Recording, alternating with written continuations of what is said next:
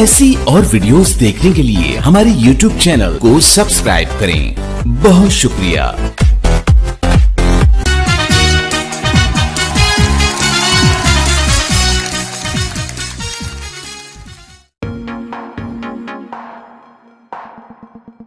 पूछेंगे कि सर्दी के बारे में जो है ना वो ये हमें बताएंगे। जी जनाब बताएं।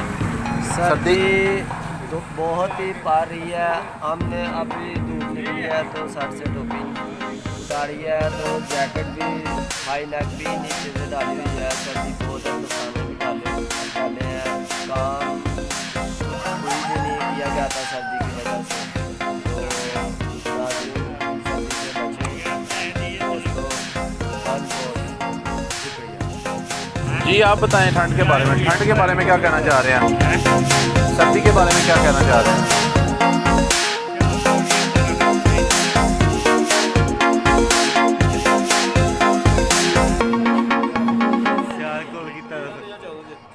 के बारे में बताएं। ठंड के बारे में क्या कंडीशन है?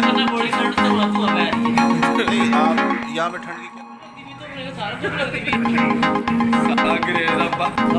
ठंड के बारे में